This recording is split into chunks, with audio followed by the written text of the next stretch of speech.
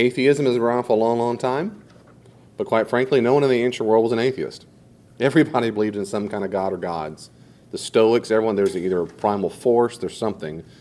Nowadays, and then it went through different waves. Nowadays, the new atheism, like I said, is more anti-theist than anything else. They will be naturalist, so they believe that all that exists is nature. That's all that exists. That means, and technically speaking, it means every cause of an effect is composed of matter or energy. What caused that? Whatever it is, it was natural causes. How'd they die? Natural causes. Natural causes.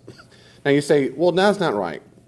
So if David dies and they say, we think Gene did it, we say, well, that's not natural because Gene did it. Yeah, but the behavior, the thought she had, the motivation, all of it can be narrowed down to something composed of matter and energy. Because a naturalist, there's no soul. There's nothing like that. It's just everything's natural. And most atheists in the world, most people in the world you're going to meet are by default naturalists. It's what's taught in any chemistry textbook, biology. The assumption is that we're in a closed fishbowl and there's nothing out. So if you ever say, I think God did it, you sound moronic because you're breaking the rules of naturalism. Why would you do that? And I suggest, I think there's a lot of things naturalism cannot answer. There's a lot of facts of reality that everybody knows. They're facts. They're real. They may not exist on their own in the sense of like a table exists, but they're real facts that everyone assumes, but they're not made of matter and energy, like numbers, like morality, like consciousness, and we'll talk about several of these things. And then the other belief that we talked about was scientism, or logical positivism, and that's the methodology that every single thing we're going to know about reality in the fishbowl will be discovered by the scientific method. And if science cannot discover it, it's a dumb question. If you don't know it now, give it time. Scientists will figure it out. If they can't, it was a dumb question to begin with. That's really what they say. I've heard many scientists say that. It's a nonsense question. So if I say, explain to me why I like sunsets, where's the mathematical formula for that? Well, there's no reason for that, or it's a dumb question, or there's a biological survival need for that. There's got to be some explanation. And if not, it's just a just so story is what they call it. Okay. So all I'm saying is those are two views. Now, like I said before, nothing I'm going to say is a drop-down Naga argument. They're going to go, I'm silenced. The critics are silenced. Any other intelligent, educated atheist will have a response to these things. The issue is you and I are a judge and jury whenever someone makes a claim. Remember I talked about that? You make a claim, the burden of proof lies on you. That includes for us if we say, I believe Jesus rose from the dead. That's a claim. The answer is, why do you think that? Why are you a Christian? If someone says, I think that's all nonsense. That's a claim. Why do you think it's nonsense? Well, I think naturalism is true. Why is that? It's okay to ask them that. Why is that? Whenever there's a claim. And so a lot of times, I'm telling you, if you have a conversation with a person and you're thinking calmly and you're listening to what they're saying, it will really reduce the anxiety you feel instead of, I've got to have an answer to everything. No, you don't. As soon as a claim comes out of their mouth, you're not jumping on them and you're not making fun. You're not being hateful. You're just, why do you think that? You just listen to, why do you think that? And then the issue is when they're talking, you're the jury, like in a courtroom analogy, you're listening. Do I find that convincing? If you do, great, say it. That's a good point. You compelled me. If not, I don't find that convincing. No, thank you. That's it. It's just it's that simple. And it works both ways. I hear your evidence about Jesus and whatever, and I'm not convincing. Well, that's okay. And there are consequences for believing in something that's false. Now, the analogy, I can go to my medicine cabinet. I don't really have one, but kind of. And if I just it doesn't matter, just grab one. Just grab one. Mom, I have a headache. Just grab one. There are consequences for getting that wrong. Well, I don't like that. That's not fair. It's not right. Well, okay, but reality is not like that. Reality doesn't work that way. It doesn't matter what you feel about it. So if the Christian worldview is true, there are consequences for not believing in it. And if they're right, there are consequences for getting it wrong too. We might do wrong things on their system and so forth. That's it. Okay, so then I talked about, at the very bottom of page, whatever page it is for y'all, what is that, 1 or 2? Quite 3 layers of probability. I have a master copy. I don't have that. Well, actually, I do. Well, actually, it's on page 1. Sorry. Okay. So number 1 is, so the way I think about it is, and this is me, it doesn't have to be you, is I think about layers of probability. And the question is quite probable. And I left off last week at number one. I think God's the best explanation for why anything exists. There's an old German philosopher named Leibniz, and he would ask that question basically, and it was if anything exists. And this contingency argument asks the question, look, if something exists, it either exists because it has an explanation for its existence, because it must exist, or because it was caused, therefore contingent. And that's it. I mean, think about that. Where'd the table come from? Does it necessarily exist that way? Must it have been here? Or is it contingent, brought into being somehow? Well, everybody would say it's what? It's contingent. I mean, it's not, why in the world would a table be necessary? And we all know where tables come from. Well, that applies to the building. Let's get bigger. Is this building necessarily must be here, or is it contingent? Well, we think that's contingent. What about Lawrence? I mean, we can get bigger and bigger. What about the U.S.? That's contingent. What about the Earth? Well, we know that's contingent too, because it didn't necessarily. Every astrophysicist would say that came from matter before it. What you just get bigger and bigger? You're still asking. It's a still legitimate question. Let's get as big as the universe. It either exists because it must exist, or because it was brought from somewhere. And Leibniz would say that. The German philosopher Leibniz said, and I do too, that there's no reason at all to believe, I don't think, that the universe necessarily exists. It needs to be here. I just don't find that compelling. I don't see anything about quarks and leptons and black holes that they just have to be here. Now, a naturalist is going to say, so what? It has to be. You're just wrong. Okay. I don't find that compelling. I think it's contingent. So I think God's the best explanation why anything's here at all. Now, these other ones I'm going to go kind of fast on because I just am because of time, but also I'm not sure how much you really care, and that's fine. If you do, hey, slow me down. Number two, why the universe had a beginning. Okay, let me say a couple things about the universe and having a beginning and all that. Okay. Everybody who's anybody knows that the universe began to exist. And of course, was it Hoyle who called it the Big Bang? That's not what originally was called.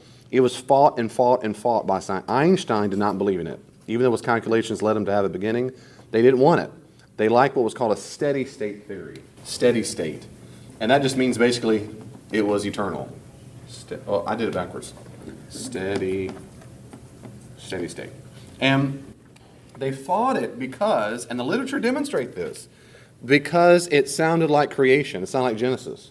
And they fought it and fought it and fought it and fought it.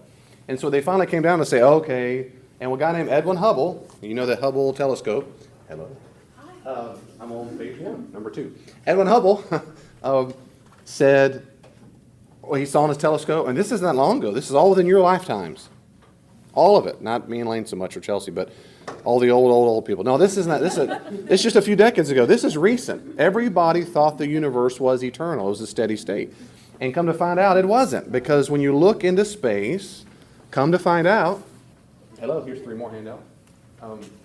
Come to find out, when you look at the stars, when light moves, y'all know light moves, right? Okay. As it stretches out, the farther it goes, the waves of a light stretch out. And the longer waves are orange and reddish. And so it's called the redshift. So the farther away it is, the more red it is, because the light beams have been stretched out. One of the shortest wavelengths of the light spectrum is blue, which is why the sky is blue to disperse the most. And the oceans are blue and all that. Okay, so he looked and noticed in this big telescope, he measured it and could tell that you could measure that some were more red than others, and they were moving. Not only were they just static, whatever they're doing, they're moving away from each other. And on top of that, the great discovery was the universe isn't just moving away, it's speeding up as it goes. So that's bizarre. So why in the world is it doing that? So all the bottom line is, I'm really going to spare you this unless you want to talk about it more. I love my astronaut nerd talk. It was a big deal. Einstein went to go visit Edwin Hubble's telescope and he came out and said, I'm a believer. I saw it for myself. The redshift is real. If it's going out, what happens if you rewind the tape? It had to have had a what? It had to have had a beginning. Because if it's going out, like an explode, boom, if you go backwards, it would have had some beginning. And so now, in fact, now it's so commonly held, it's called the Standard Model. The Standard Model, nicknamed the Big Bang. It was nicknamed that to make fun of it. Oh, like this big old bang. Well, it wasn't big and it wasn't a bang. It was actually from a state of nothingness. And so a lot of Christians I have found don't like the concept of a Big Bang, and I don't know why they don't. I don't know why. But anyway, that is by far the standard model. And that's been the view for a long, long, long time. Okay, and this is where I really am going to, do I even bring it up? Well, I do bring it up because I have in parentheses multiverse. The last couple of decades have been exciting for mathematicians and physicists because based on their equations, the problem is the universe as it is really, really, really, really, really fine-tuned for life. And some things are staggeringly amazing. Here's one little quick thing, what's so amazing about it. If there was a Big Bang, and it, as it were, and it came in all of a sudden, then we would expect to see leftover radiation from that basic initial, you might say explosion, but, well, guess what they found a few decades ago? This is recent. They found it. The WMAP, it's a satellite system in other places, other devices, it's measured back, it's called background radiation noise. And if you'll see pictures on Google, it's green. Well, it's not perfect, but it's almost perfect. Across the whole universe, as far as they can tell, it's almost universally dispersed. That's really weird because of the process necessary. It's like one scientist said it this way. It's like if I got, how do I form green? Is it blue and yellow? Blue and yellow. If I got blue paint and yellow paint, and as I poured them out, as soon as they touch, they're instantaneously green and poured out in a green bucket. It's instantaneous and uniform everywhere.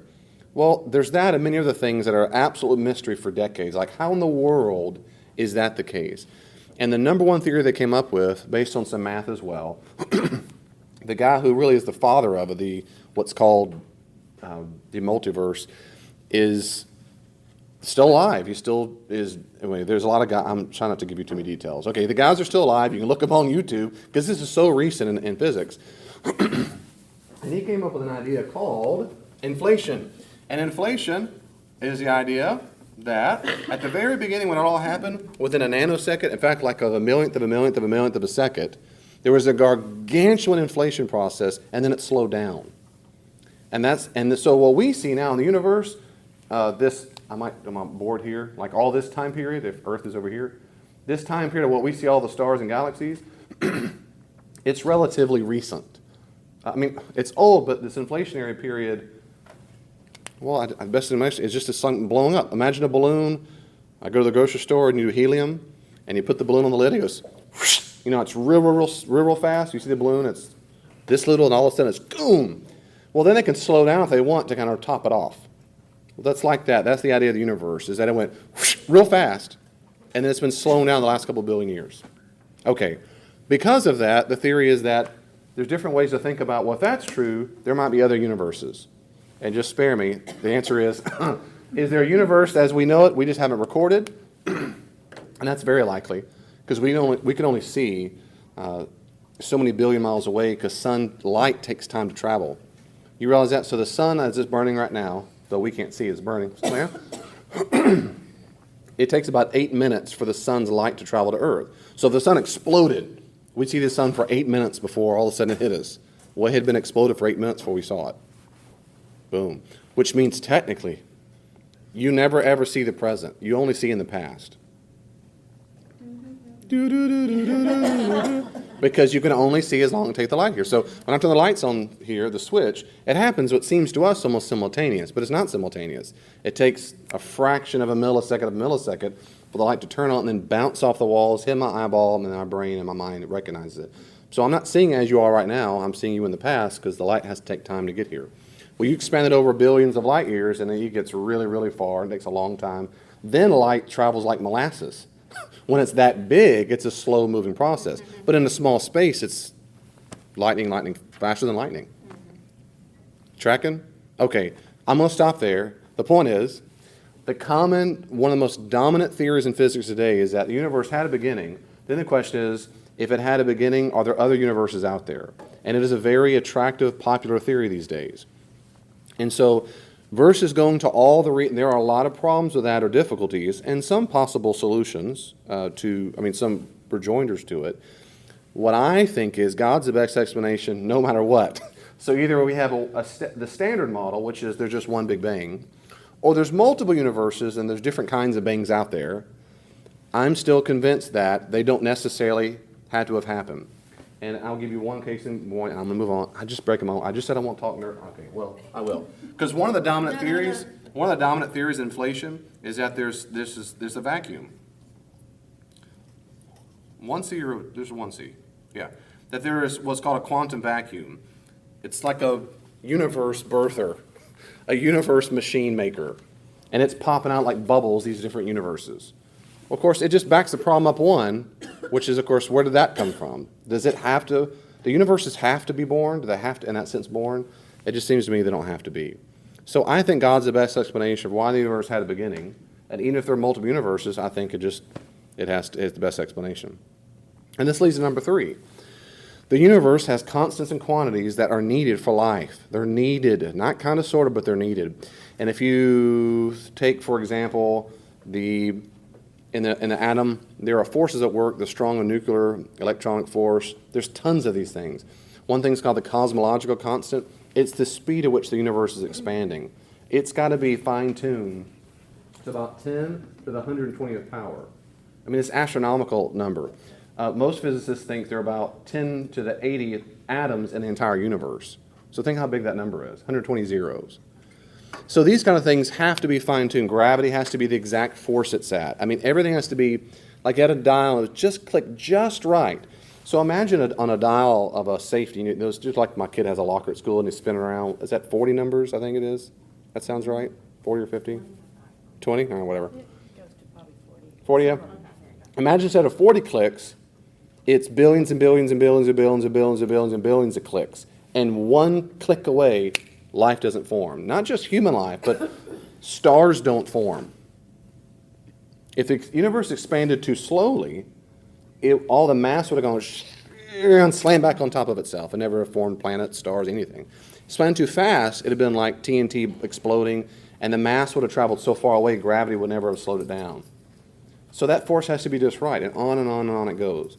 So it's begged the question for a long time, why in the world is the universe just right for us to be here? To which atheists go, you're such a speciesist. There's more worms than you. Okay, then why are worms here? Why is it fine-tuned for worms? Or microbes? The point is life exists, and it's not just human life, it's life in general. It just exists. Why is that?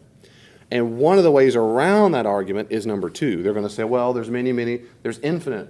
If you're a string theorist, you believe there are 10 to the 500 universes. And they'll say, because of that, it's just a crapshoot. So eventually, one of the universes is going to have all the fine-tuned constants you want. And that's very, very problematic, but that's one thing they say. And Christians have their response to that as well. It goes back and forth. I think God's the best explanation for why the universe is fine-tuned for life. It's almost like we were meant to be here.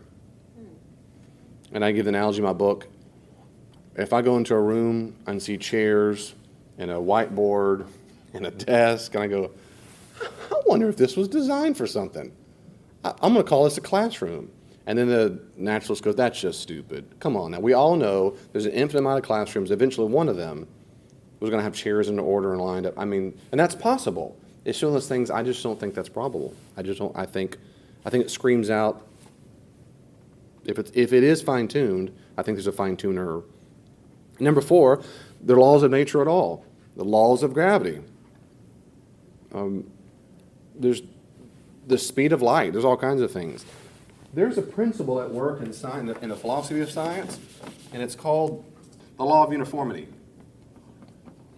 And that's not the law of gravity. The law of uniformity assumes that it's going to be uniform anywhere in the universe. We have no reason scientifically to believe that the speed of light is the same in the Andromeda galaxy, our closest galaxy. We don't have any reason to believe that. We assume it. We just assume it. We can't travel there. And we'll never travel there in our lifetime. It's too far away. There's no conceivable way to travel. But we assume this uniformity exists all over the place, that it's a law, that as if it's built into the fabric of the universe to have a consistent law. Science can't tell us at all where it comes from and why it has to be this way. If it does have to be this way, I think God's the best explanation for why there are laws of nature. Having said that, what I mean is, I think God in a Christian worldview sustains it. I don't think God pushes down apples from apple trees to cause gravity. I don't think his hand's out there going, and shoving Pluto away. It's not planted anyway. I don't like it. and earth away. I think there are laws at work that he designed, but I think he's the best explanation for why there's uniform laws in the universe. That's a very bizarre thing. Scientists know it's bizarre. They're just, if they're naturalists, they're going to say, it's just a mystery, we don't know. And we'll never know. That's what they're going to say, because they're a naturalist. I'm not a naturalist, so I'll say, maybe there's something else. Maybe there's another reason. Number 5, I say why the universe is, quote, rational and comports to mathematics perfectly. Einstein said this all the time. It's not all the time, but he and many scientists say it often. It's one of the greatest mysteries of all science. Why is it the universe fits our mathematical equations perfectly? Why is that? Why is it we can look at the movement of planets and perturbations and the gravity waves and we'll go, oh, I bet if it's x squared, blah, blah, blah, blah, blah, blah, and you go, that's it. It matches perfectly. That goes back to Newton. And it's just been around. Why in the world? Now, he wasn't perfect. We've corrected since then. We humans, not me, but not I. Why is it? Why is it we can do things that are, it seems, crying out to be explained by rational explanations? Now, think about that. We don't see unicorns popping into existence on the moon. All of a sudden it turns into cheese, then turns into something else. And why is it all of a sudden a black hole pops for no reason? We don't know what happened. There's black hole. There's no. It follows patterns, and then we can do mathematically, and it fits it perfectly. We write on whiteboard. It just seems rational. I think God's the best explanation for why the universe is crying out for rational explanation. Now I'm going to shift gears. I think in your handout I gave books to read. And there's a lot there you can go. So go read all your hearts out. In fact, I even gave you some atheists there who give explanations of their view, and you can read both. There you go. And maybe on an audiobook too, I don't know. And these authors, by the way, for those of you who like YouTube, look up these authors on YouTube. And a lot of these guys have websites. Do I list Hugh Ross? He's got a website. I don't like everything he does, but he's a brilliant astrophysicist. He has a great website, so look up him. All kinds of great free videos online, free lectures, free debates. I mean, it's just there for the taking. So I would use it up. One of the best debates I've gone to, and most of it was kind of in my head, was in New Orleans, William Lane Craig debated Sean Carroll, who teaches at MIT, huh? I sat over your head. I was there too. Oh, yeah. I was like, Because it was very scientifically precise and deep, and on and on. I was trying to track with her. One time Elaine, she was kind of looking around bored. She wrote a little note. She put, I don't know what's going on. She passed it to me. Or, I love you. Or whatever. I'm like, I know, thank you. But it was full of, it was great. That's on YouTube for free. I mean, you can watch the debate. We were there. It was great. That's where I first met Billy Craig. Okay, so I'm going to shift gears and go to something else even more fun. Number 6. Okay, if you don't know this, just in case, inside of all living things, there's something called DNA, and DNA is needed because it is instructions. It's a manual to tell your cells how to form together in very precise, specific, complex patterns to connect to other very specific, complex patterns. Then they connect to others, and all together, they form a cell. Then those cells form together, protein. Then proteins then form a cell. And it takes a whole bunch of those to fill the smallest thing. Amoeba has about over 2 million pages worth of information in a single cell amoeba. Over 2 million. Think how many books I would line up the wall. And one single amoeba. And it's coding. Bill Gates of Microsoft said it's the most advanced software code he's ever seen in his life, that conceivable. And it's in the cell. And DNA and RNA is that information. So there's a book there, the Women's Inspirational Bible. And I said, look, it's a book, or the notes are in front of you. You open it up and say, look, I'm reading this. Or better yet, a manual of how to build a house, because big man's in the back. And it says, here are the blueprints. Well, this is instructions on how to put the walls together, how to nail, how to do this. The very first question, I wonder where this came from. If you said nowhere, just popped into existence. If you said, no, it's a natural process over time, eventually, given enough time, this book is going to form. If you find that compelling, then you'd find compelling what an atheist says about DNA. Then you'd find that very compelling. The other explanation is that information comes from a mind. In our existence, information only comes from a mind. You could blow the wind for trillions of years in the forest, and I'm convinced at no time will the leaves form into a sonnet from Shakespeare or information on how to build a plane. Get all the years you want. It's not going to happen because information comes from a mind. And so inside of the cell is information. The question is, where did it come from?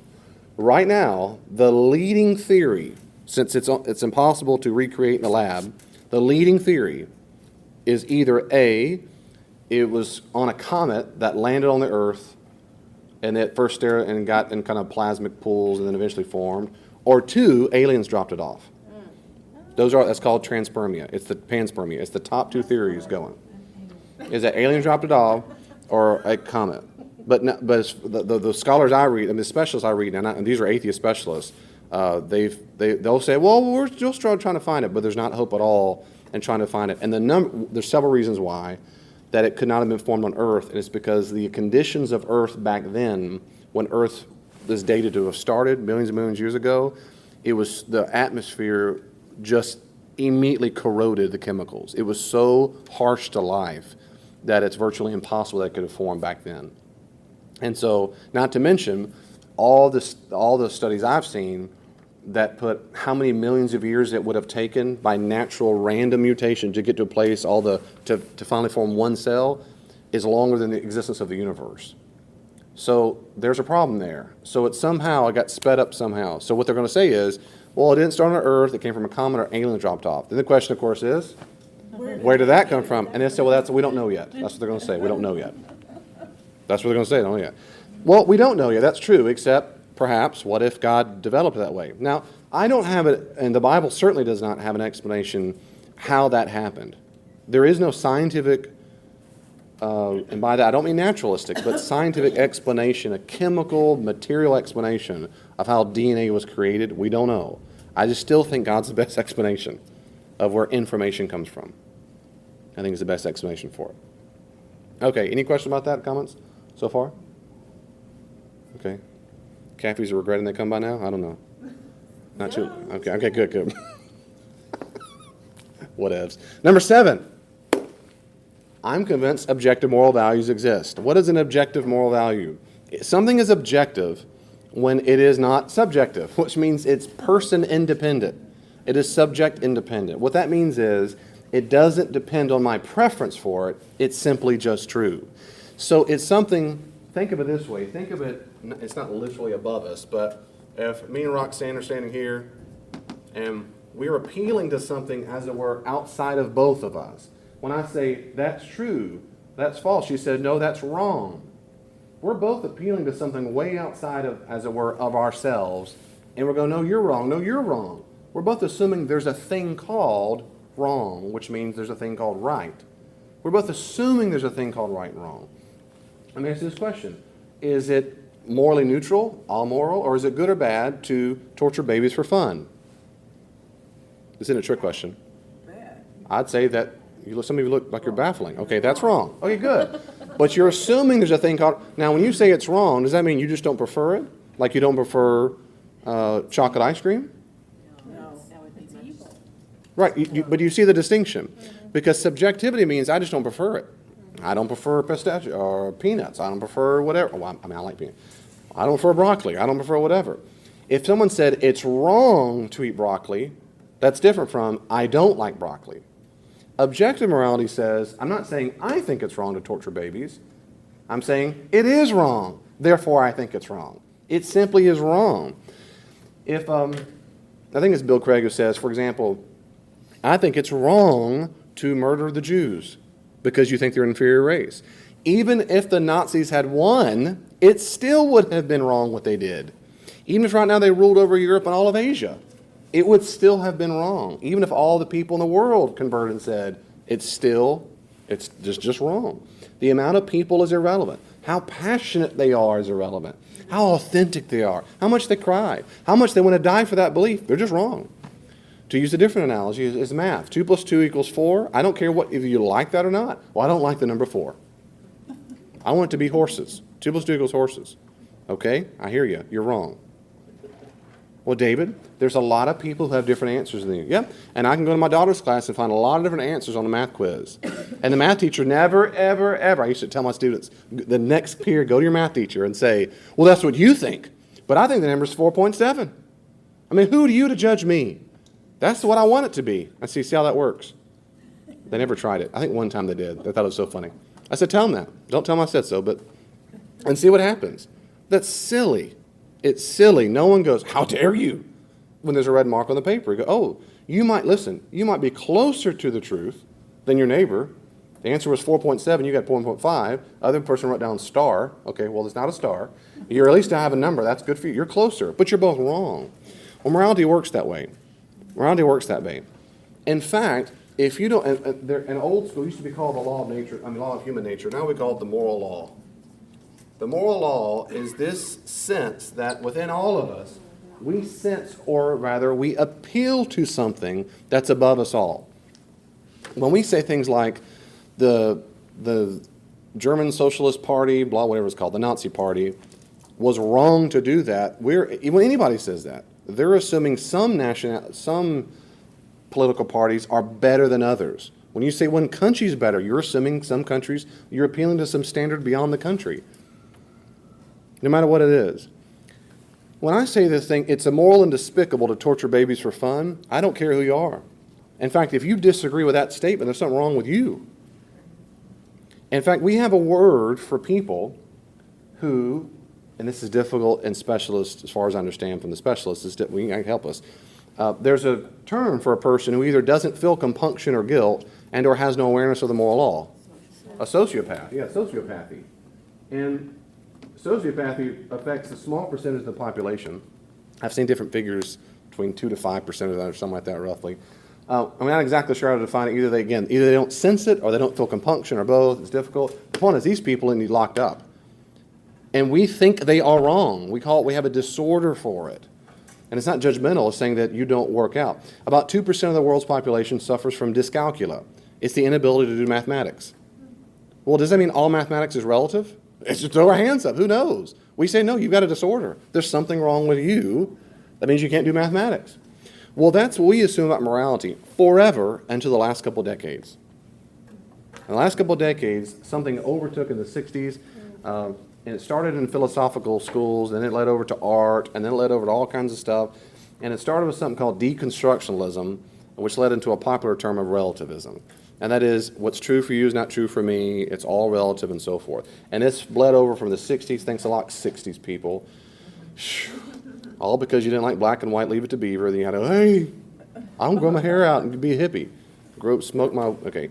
And then that just bled over to everything. So now we are still children, grandchildren, great-great-great-grandchildren of the 60s, and it's relativism, and what's true for you is not true for me. It's all relative, whatever, which is absolute nonsense.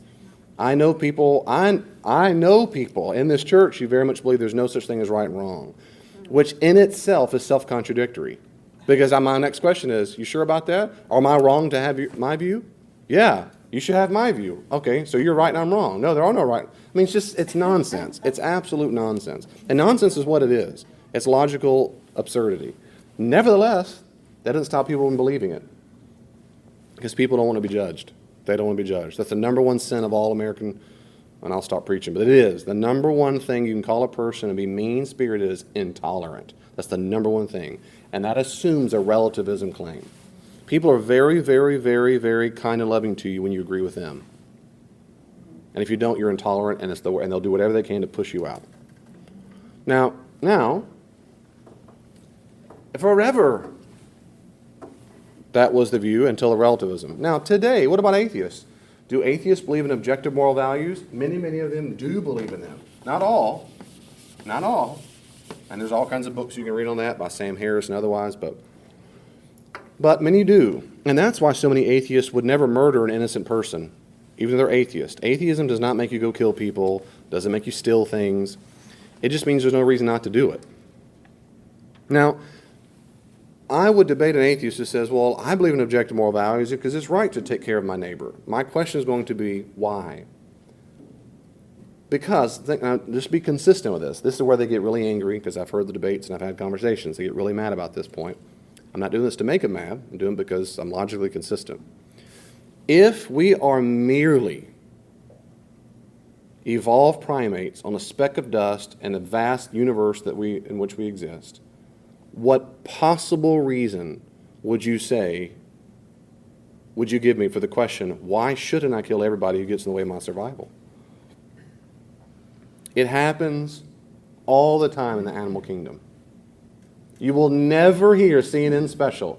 This morning, a lion murdered a lion. It murdered a gazelle. This morning, a big white shark raped another shark. It's horrible what's going on. Never going to happen. We watch those shows that show up on the Nature Channel all the time. They kill them and go, man, I feel, Elaine goes, oh. And I don't like to see it either. But no one thinks something immoral is taking place because they're only being they're being animals. That's all they're doing what animals do. If a human walked by, Brock just walks by and says, I want to rape her, jumps on top and has his way with her. And you walk, hey, it's evolution. Who's going to blame him? That wouldn't happen. They would pull him off, you get arrested, you get in trouble, and that's just by his wife. If there is no moral law, and we're just simply evolved primates, then morality is an illusion. All it is social etiquette. It's a biological delusion to help us survive as a species. That's all it is. And that's what many atheists say. We should follow it, but it is a delusion. There's nothing right about saving someone who's hurting or not torturing babies for fun. There's nothing wrong with that. We say that in society because we want to help ourselves survive and the species survive. But it's not wrong to do that. There's no such thing as right and wrong. Right and wrong are terms we use to describe our behavior that societies have approved of. To which people like me come back and say, so, when the Nazis said it's okay to murder all the Jews, they said, well, for them it was. For them it was the right thing to do. And they've said this is exactly what, I'm not kidding, this is exactly what they say. He asked the question, so do you think it's wrong that the Nazis killed all the Jews? They say, well, I don't prefer it. I wouldn't have done it. But again, who am I to judge them? If you're being consistent, you have to say that. You have to say it's not wrong what they did. I just wouldn't do it. I say, why don't you want to do it? I don't think that would be nice. Well, who cares if it's nice? Who cares? I mean, Hitler's whole program was based off a program called eugenics. Eugenics, good genes.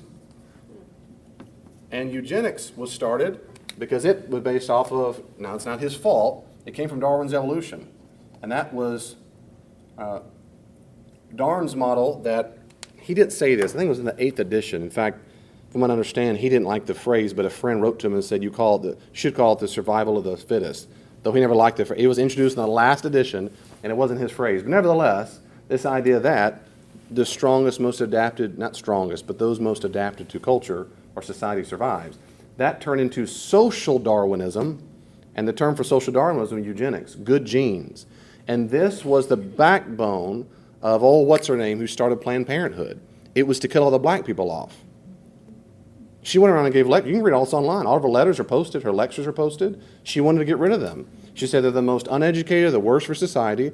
If you are a black person, if you're in a black woman's womb, you are the most susceptible to death in the world. 7 to 8 out of 10 black babies are killed in the womb. It almost worked. She almost got rid of the entire black race because she went on election and they convinced all the people and started Planned Parenthood. Now, I'm not saying everyone who works in Planned Parenthood wants to kill the black people. I'm saying this is where it came from. And this idea is exactly what Hitler believed. Read Mein Kampf. Well, don't, but read your Bible first, and then after, sandwich it. He says the same it comes from the exact same thing, kill off the species that get in our way. For him, it wasn't black people. It was, of course, everybody. It was Jews, gypsies, homosexuals. Anyone who didn't have blonde hair, blue eyes, I'd have been out. So all I'm saying is, I'm being very clear. I do not think for a second that atheism necessarily leads to killing off the Jews, no, absolutely it doesn't. You can meet some very kind, quote-unquote, moral atheists. Yes, you can. What I'm talking about is what we call in philosophy what's called the grounding principle. If I'm saying grounding in philosophy means what's the ground, the basis of something. And I used to do this to my students all the time. I would say, is it wrong to pick up anything? Is it wrong to rape? Well, yeah. Why is it? And I write on the board like arrow. Well, because some. Okay, why is that wrong? Because so-and-so. Why is that wrong? And I did this exercise on purpose all the time because I wanted to get to the place where the rock bottom was, is it just wrong? You shouldn't do it. And I said, that's my point. And that ground zero, grounding it's just the wrong thing to do. It's called a brute fact. It's just wrong. Is 2 + 2 = 4? Yeah. Why?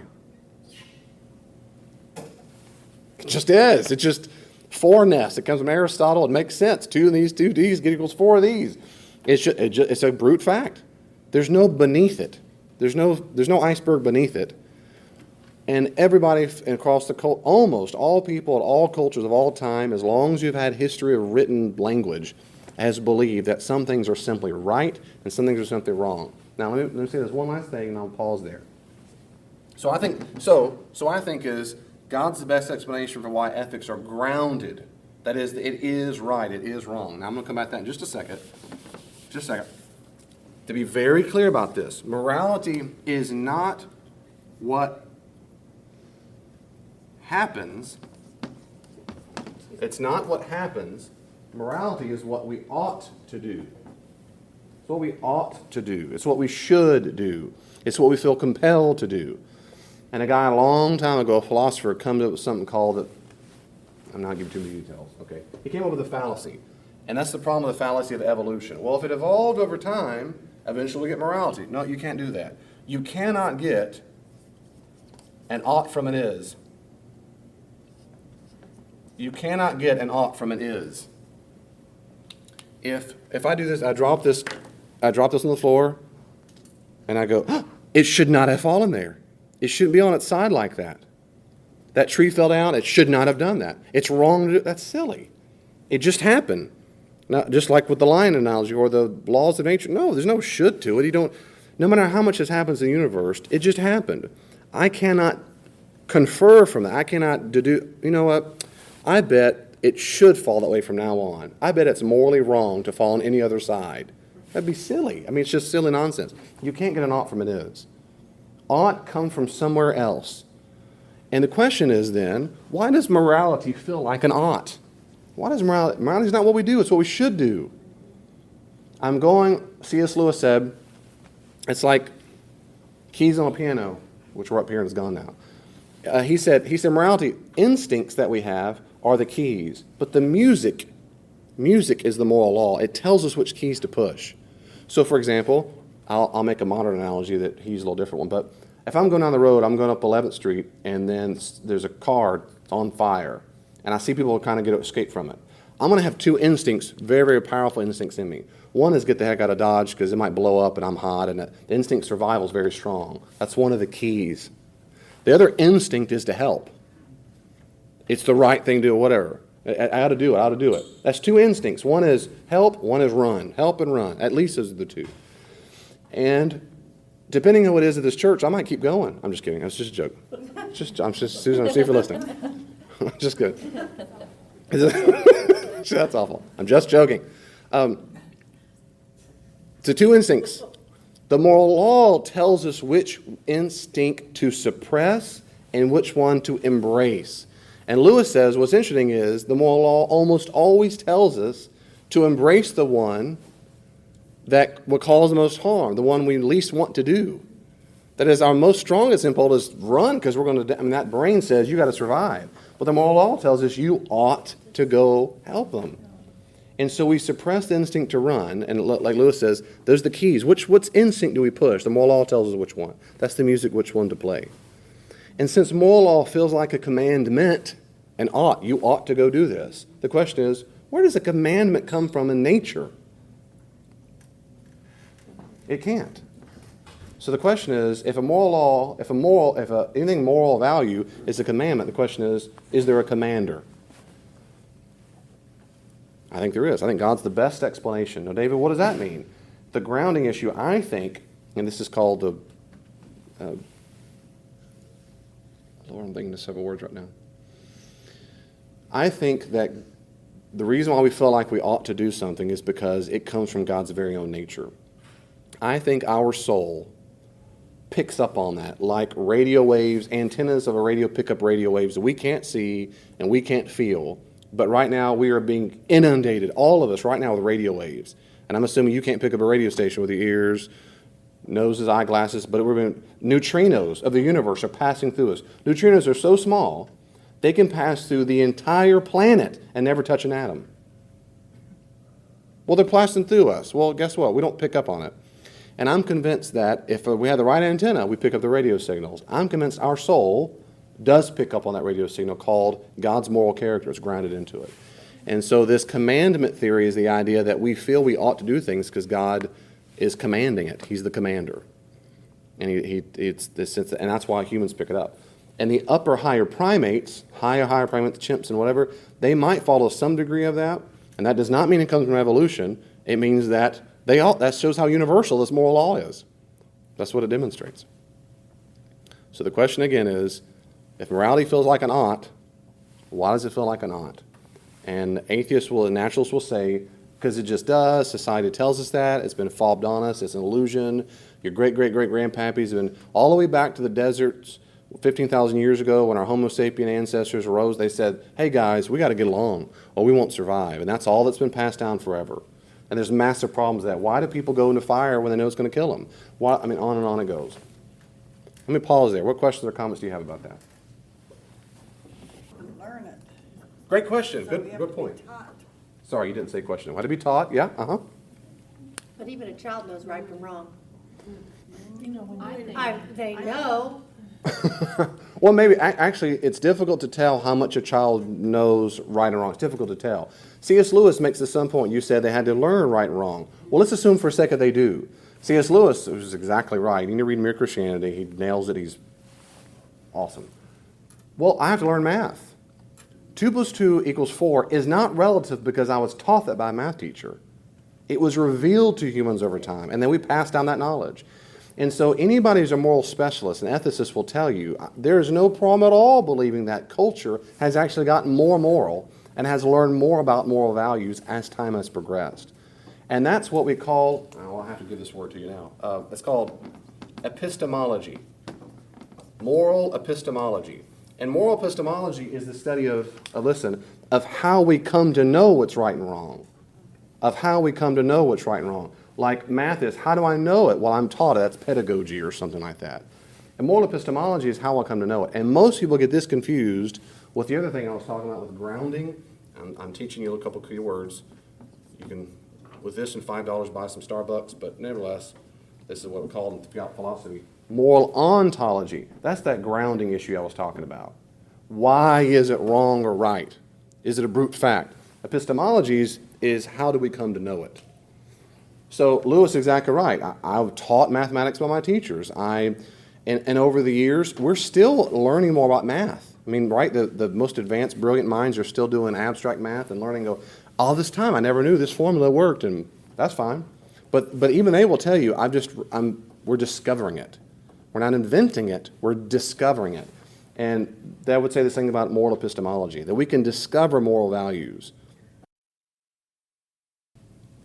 So I'm not saying that humans can't learn right and wrong. I am saying that the ontology is that once they learn it, we all go as we grow up and go, no, I agree, it's just wrong. Not because mama taught me it's wrong to torture babies, it's just wrong. What if your parents never taught you that? It's still wrong. It's just, I get it now. Like I grow up and I'm mature. And if I don't, I go get locked up. I mean, there's something we don't lock them up if we don't realize your mathematics. We don't do that. Can I say this one last thing? Because I won't ever preach this way. Because when I'm teaching, I won't ever. There is a difference between moral values and moral duties. Okay? And when we talk about ethics, we call what's called this is a little footnote, no extra charge. Okay? It's called the weight of rules. And when an ethicist study what is the right thing to do, it's called deontology. So if I say, why is it wrong to murder? If someone said, and Elaine said, yes, it's wrong. I say, why? She said, because the Bible says don't murder. That's the rule. Deontologists are people who follow the rules. It's just wrong to do it. Wrong to do it. Other people are called, there's different words, different way to say this. I'll call it, and it's an easier way to understand it, consequentialist. Consequentialism is the belief, of course, you look at the consequence of my action. Well, if I murder, it would then hurt someone's feelings or whatever. You look at the consequence. And that's just obviously what that is, so consequence. Another major one is called virtue ethics. Virtue ethics is whatever is right is that which envelops virtue in the person.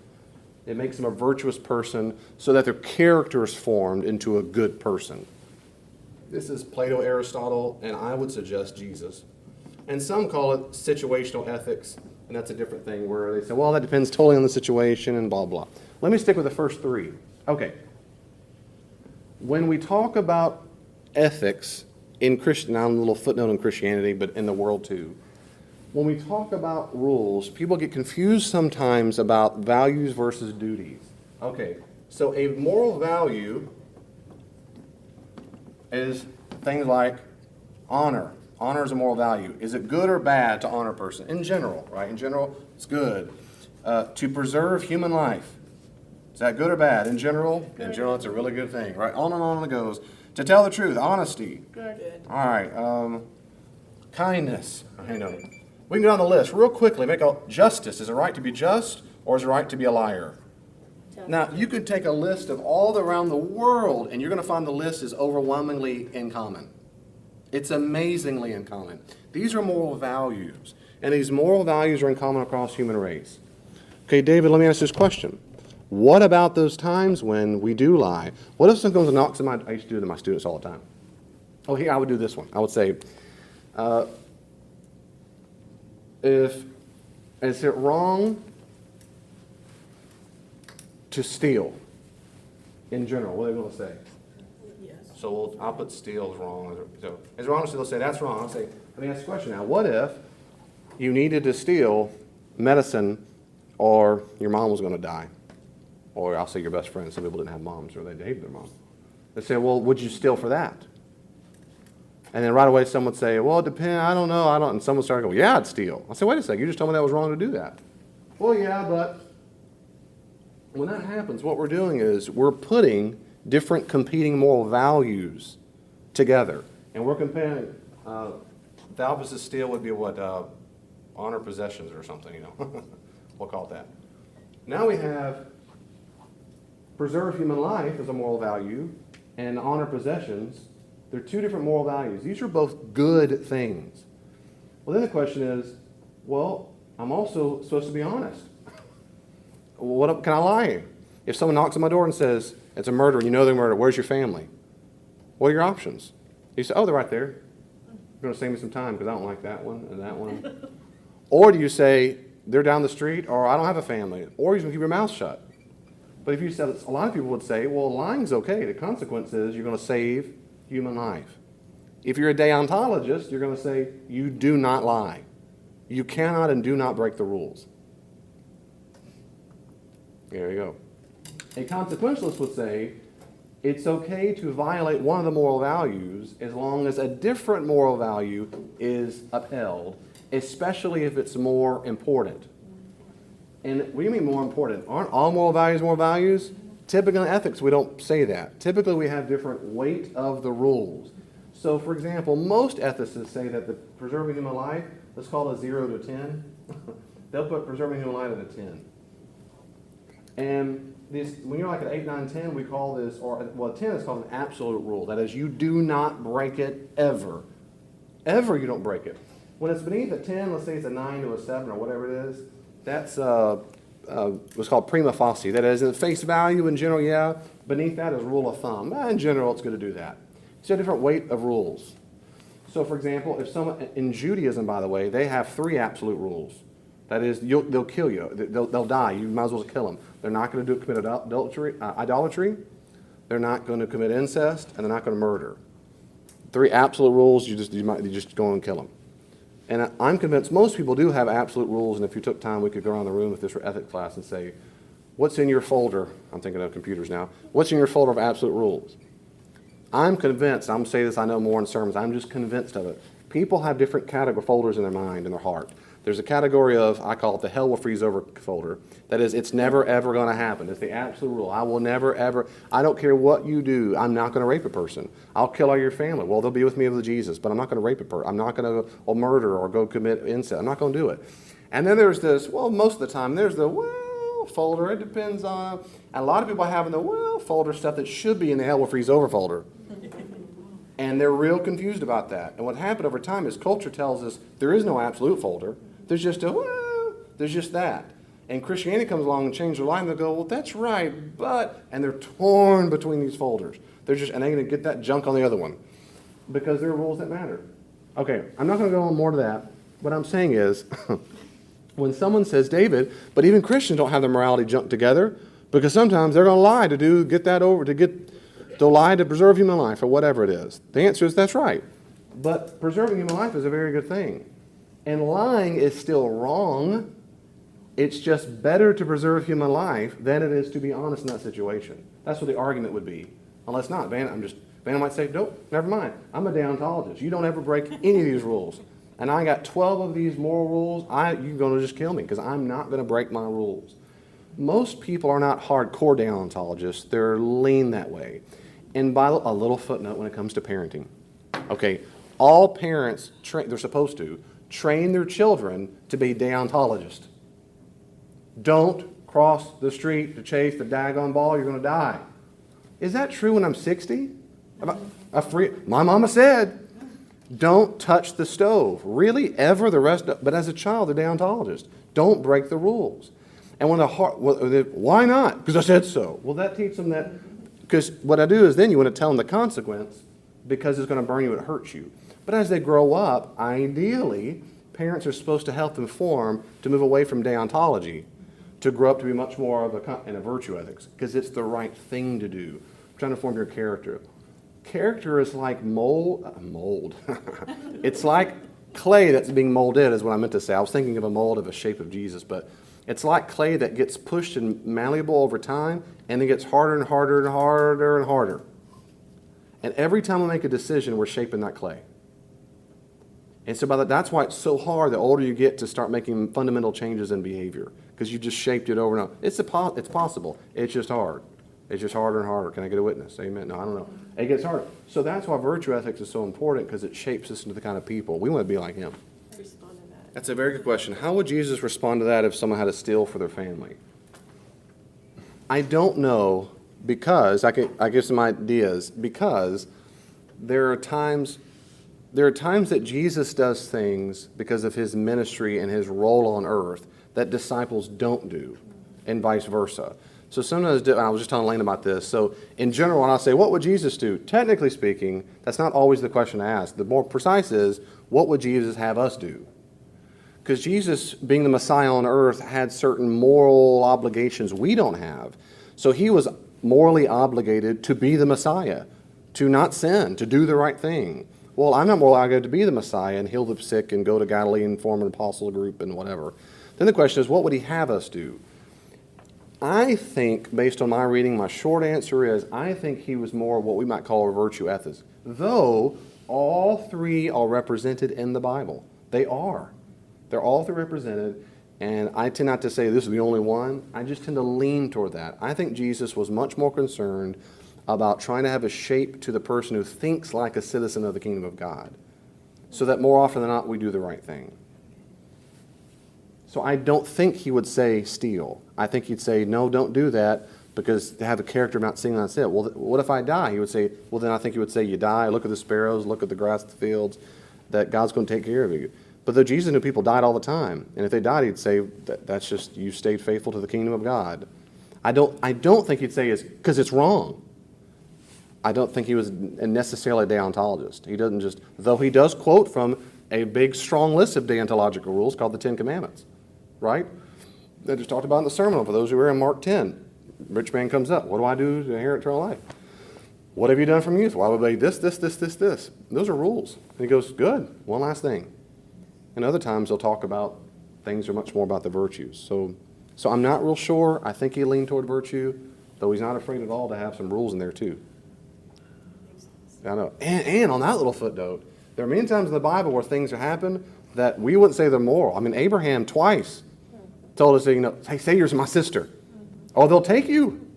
The Bible never says, go do ye likewise. It just says that's what he did. That's just what he did. That's consequentialist ethics. And consequentialist ethics will make the argument. They would say, Abraham didn't do anything wrong. because there was a greater good on the other side. If you're a deontologist, you go, how could he? Abraham was a big fat liar. You go back and forth. Oh, Rahab. Rahab. She lied to hide the spies. To hide the spy, she lied. She lied. And consequentialists say, and that was the right thing for her to do. Deontologist says, well, she lied. That's wrong. Consequently, that's right, she lied, but she picked a greater value, which is preservation of human life. Well, Jesus broke Tradition. their interpretation of those moral commandments. And Jesus had no problem with moral commandments, right? He had no problem. If you don't come to me, you deny your will, pick up your cross and follow me. If you don't renounce all that you, Luke 14:33, if you don't renounce everything that you have, you cannot be a disciple. So he had no problem with, I think that's. I say, there they are right there. gotcha. Sure, you do it. Then that would, if I had a category, I'd call that a deontologist. You'd be a deontologist because I won't lie. And I'll leave it at it. Well, the consequences are, and that's what they'll say. I'm going to follow the rules and leave the consequences to God. Whatever he does, I'm going to follow those rules. And my own view, and since I'm not unpacking all this because we're not doing all, I mean, I taught a whole semester on ethics in high school, but my own view is that I don't think one is always the thing. I think there are times when you follow the rules and you absolutely follow the consequences. You stand up for what's right, and that's it. And that's it because he said, don't do it. And sometimes you go, well, why does that matter? Because he's Jesus. That is, in the office of Lord of the universe, he has the moral authority. And my children, many times, my son will repeat this 4 billion times, we still say it. If I said, son, Hayden says, Dad, why not? And I'll say, I don't owe you. There you go. I don't owe you explanation. In the office of Father, I don't owe it to you. Now, I don't say it all the time. Of course, like when I did the parenting, I don't do it all the time. But there are plenty of times I don't know your explanation. I'm your boss. You're not my boss. Jesus is our boss. I'm not his. And so if he says it's better to love your neighbor versus kill him or eat him, I'm going to obey him. Bottom line, I don't care. Well, I don't like that. I want to eat him. It doesn't matter what you feel. He's the Lord of the universe. And if he's not, then what are you doing here? And so in those senses, I'm a deontologist. I just am. He says, love your enemy. I don't want to. It doesn't matter what I want. There are many, many, many times I've done it just because he commanded it. And I've given my life to him, and I said, I will obey you. I'm a disciple. Bottom line, boom, get over it.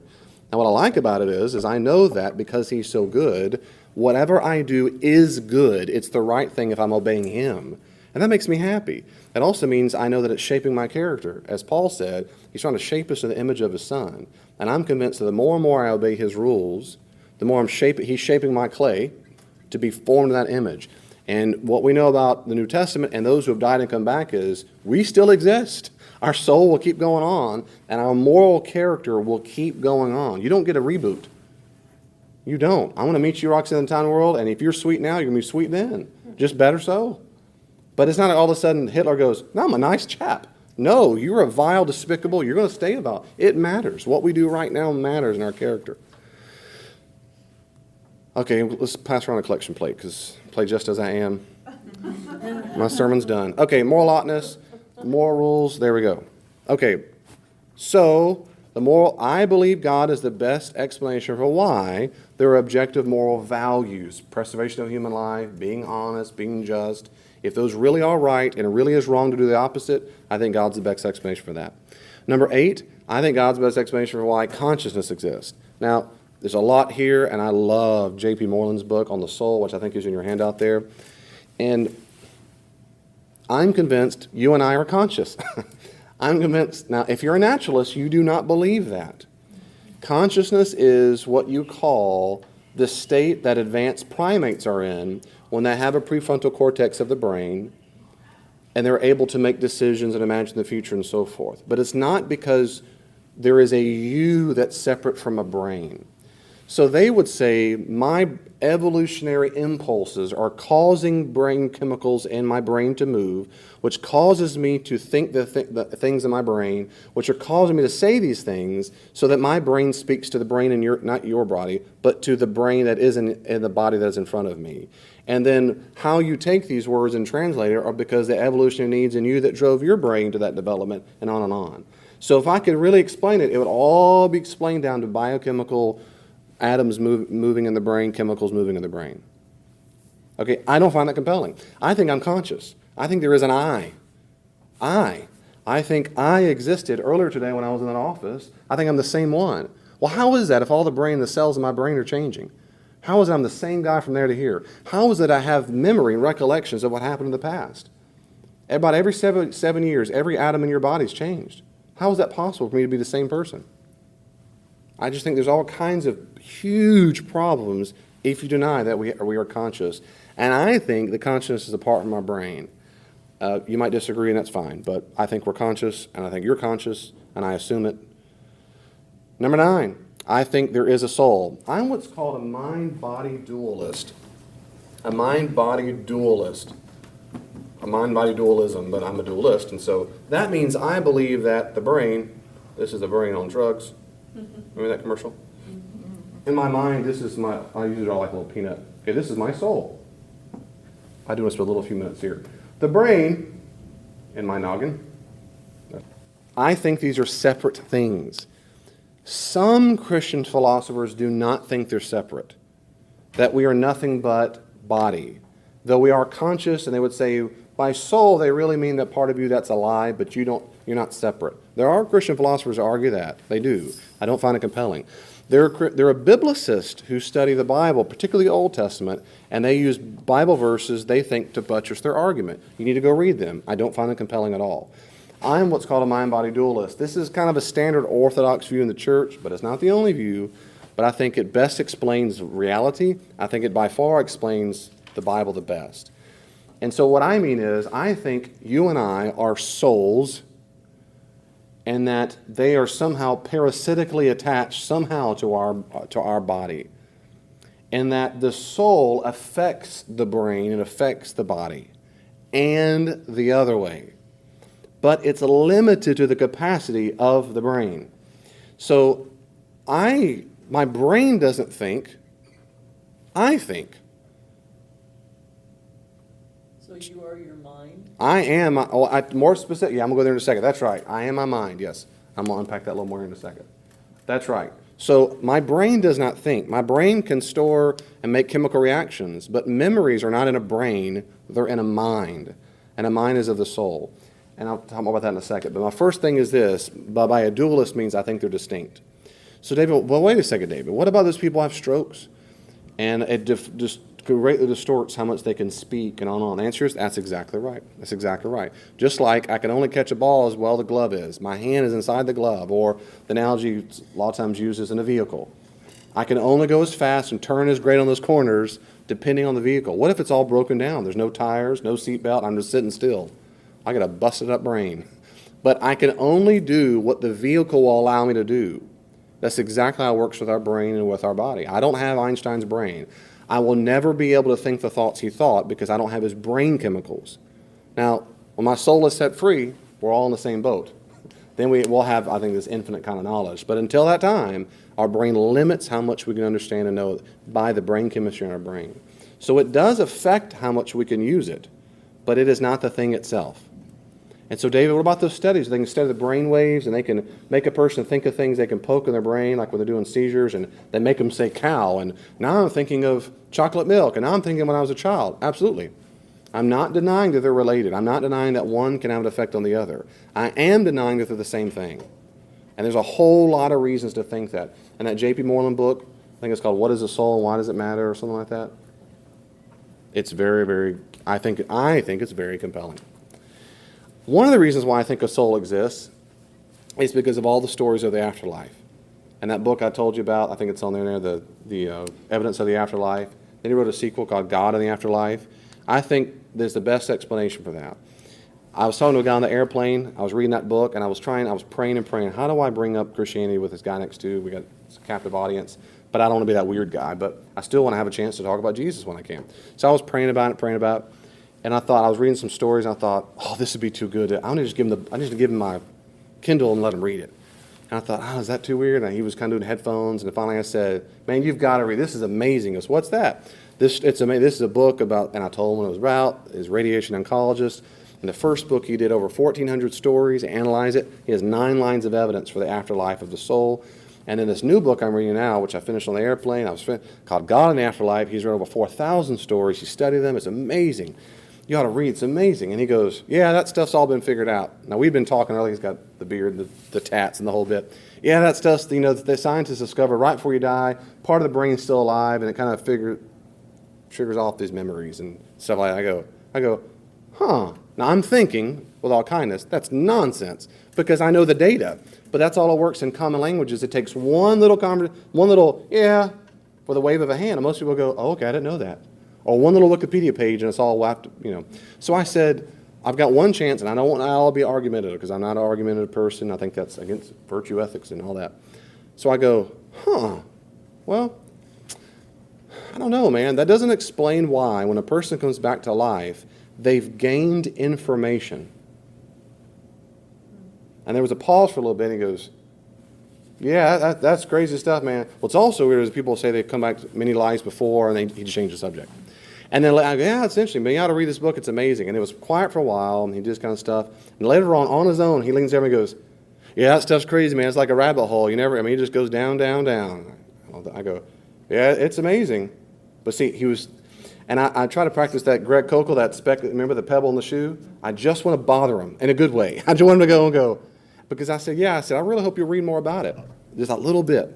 And I was praying, like, do I keep going on, do I not? And I felt peace right then, and I think it was peace to stop. But I wanted to, I'm always ready to talk. But my point is, when you read these stories of afterlife, people come back with brand new knowledge. They will come back, this is commonplace. They'll come back and say, one left his body, went up to the 5th floor of the hospital and saw a shoe with a lace down outside the window. Comes back to the body and say, hey, there's a shoe up there. It's exactly where they found it. They'll go and see prayer rooms. One woman died, and she shows up. The pastor shows up, and he has his Bible there, and he goes, well, we missed you this morning in church, whatever. She goes, yeah, I know. She goes, what? So, well, we miss you. We talked about it, and it's a good service. She goes, yeah, because you sang blah, blah, blah. He goes, yeah? How'd you know that? She goes, yeah, I know, because I was there. She had died and visited the church. And he goes, yeah, because, well, what in the world? And he opens the Bible. She goes, yeah, you preach from so-and-so, right? And he goes, yeah. He opens up his Bible. It's highlighted with notes on it. She goes, yeah, you talked about so-and-so, so-and-so. Because she had died while in the hospital and come back. But how does that happen? People will meet dead relatives, people who died in the womb, siblings that never do exist. They'll come back and say, Mom, I have a sister. They go, no. I met her. She looks like the blah, blah. And they never told her about the miscarriage. They'll come back. This happens. They'll say, yeah, I met Grandma so-and-so there. And they'll come back. And now grandma's there, but when they died, the person was alive. But there she is too. And they'll come back and go, I'm glad you're back. And in the context of the story, they'll say, I'm sorry to tell you too, Grandma died this morning. I go, yeah, I know. I was with her. And it happens every time. They never meet a live person. They're always dead. Every time. This goes on and on and on and on. Some great-great-grandfather comes up. They've never met in their entire life. Never seen a picture of him. They come up, hey, you're so-and-so. We're related. So how do they gain knowledge of that kind of stuff if you're just simply dead? I'm convinced the best explanation is because we survive after death. You cannot read those books and come away and go, it's just a white light and we're done. There's no conceivable naturalistic explanation for that. If we're just random atoms in motion, it is inconceivable to be dead, have consciousness after the death, and come back. People wake up, I'm going on and on, because they're so cool. One day I'm going to do some sermon series on this. They wake up, and they were floating with a body, and there was a bunch of nurses and doctors and holding hands praying for the patient. He was like, who are they praying for? And he looked and realized there was their body. One time he woke up and a guy, he was doing surgery, he died, and the surgeon were talking about the golf that weekend and all the stuff they're going to do for the vacation, and he died to come back. Now he was completely under. He flatlined. He came back and said, yeah, you're going to go golfing, right? He goes, how did you hear? They'll come back. That happens all the time. I think the soul exists. Okay, you said the mind, right? Was that you that said the mind? Okay. I think the soul exists. And most people who talk about a soul, Christian philosophers, say the soul has various capacities. Various capacities. I like to think of the Swiss Army knife. It's just a cool little dude. I almost brought it. It's in my truck. You pull it out. It's got razors and a knife. It's got capacities. Our soul is like that. We have the capacity to think and to reason. Listen, that aspect of the soul, that capacity, we have a word for it, and you used it, mind. So when I say the word mind, I'm talking about that capacity of a soul which allows me to reason. When the Bible talks about that aspect of the soul which is alive, it's not dead, and simultaneously, the aspect of the soul which relates to God, they have a word for that. spirit. We have the capacity to have feelings. We have the capacity to have sensations, and on it goes. J.P. Moreland talks about all this. So the soul, or he used the analogy of a chest of drawers. There's got a lot of drawers on them. It's the same thing. It's got a lot of capacities. And in the Bible, the part of our soul which relates to God's Spirit is broken. It's wounded. It's deficient and turned off because of some little thing called sin. And that's why we call it a spiritual rebirth. The parts of it that relates to God, that's what get changed over. 2 + 2 = 4, no matter if I'm a pagan, Satan worshiper, or worship God. The mind's not, it's on all the things in life are not fallen. My mind about religious things, about God is what's fallen. And we call that the spirit. But when Paul says the things of the flesh, thoughts of the flesh, he's talking about those things that relate to this. So Now, what about the heart of the man? that's good too. That would Is be that a combination of the mind and the spirit? Or probably so. Mind and spirit, or more, probably a little more. It depends on the context. But Jews use heart to usually mean the center of volition, the part of me that makes decisions.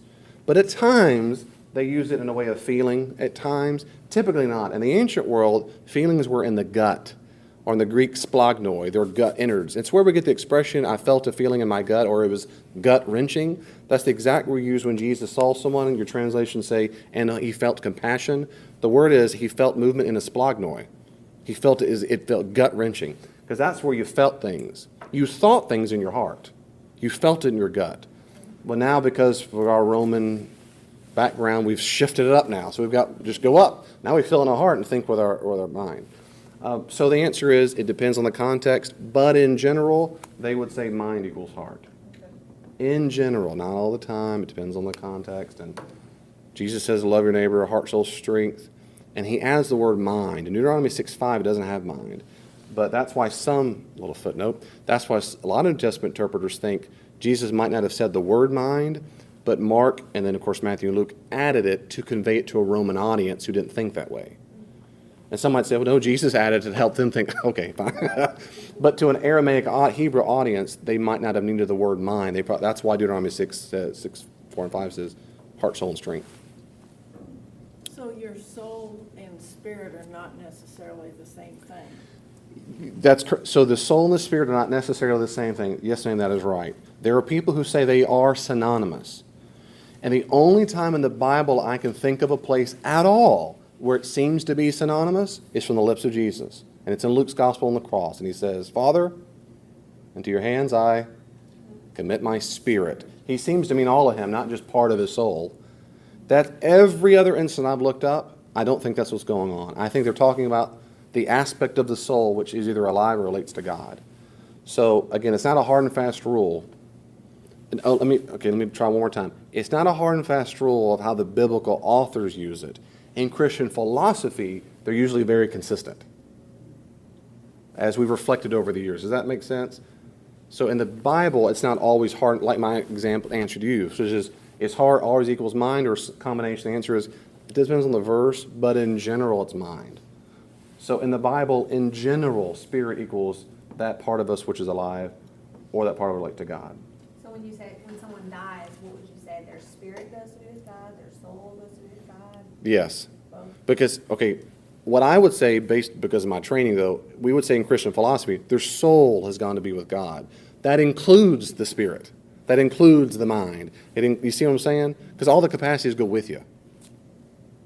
But does that mean in church or Christian, well, I need to start saying soul from now on? No, you don't go to hell if you say spirit. It just means technically speaking, I would use the word, well, I do use the word soul.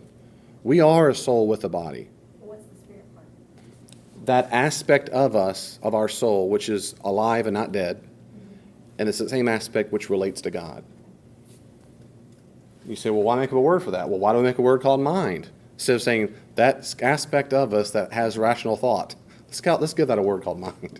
And say, so technically you think with your soul. Your soul thinks. By the way, you are soul, and you're thinking with your soul. But I have a word for that part of you. I'll call it mind. It's a beautiful mind. Okay. So there's more there. Go read the books. Go read the books. Again, there are other views on this. I just don't find it compelling. I think God's the best explanation. Number 10, and we're done. I think God's the best explanation for why we enjoy beauty. Why in the world did I put a sunset on the front of that little devotional? Why across the globe you pick almost any culture in the world that's ever existed and go, is it ugly or beautiful, or does it not matter at all if you see a sunset? They're going to say it's beautiful. They're going to see, I love sunrises and rainbows and waterfall. Why is it we appreciate beauty? And sunflowers. And what conceivable survival mechanism is there that would drive us to love beauty? Why is it universally human to enjoy beauty like that? I think it's because it's just built in our soul to appreciate it, like morality. I didn't put that up here. That's another one. Morality is the ability to apprehend the moral law is one of our attributes. I'll just write it now. So ML. Their ability to apprehend the moral law is part aspect of our soul. I would add the word, and then beauty. The fact that we appreciate beauty, I think, is an aspect of the soul. I think God's the best explanation for that. I think it's just because it's just awesome to like beautiful things. I mean, think about that. It just brings you joy. It just brings you joy. I think about that when we watch the Today Show. They have the orange room or whatever in the background. They have a rotating Instagram images or whatever, and every one of them are sunrises. Over and over and over and over sunrises. Well, they're beautiful. Ah, look at them. And there's another sunrise. It's the same sun, just over and over and over again. And no one goes, I'm tired of those. They're beautiful. It just brings you joy. It makes you happy. I think that's just something cool that God said, I'm going to give you this. And then we look at the universe. We see these pictures of the nebulous clouds. And the word is beautiful. And God gets to see all of it. I think he appreciates beauty. I mean, that's why Elaine married me. I married her. Just a joke. Hey, any questions or comments about any of that?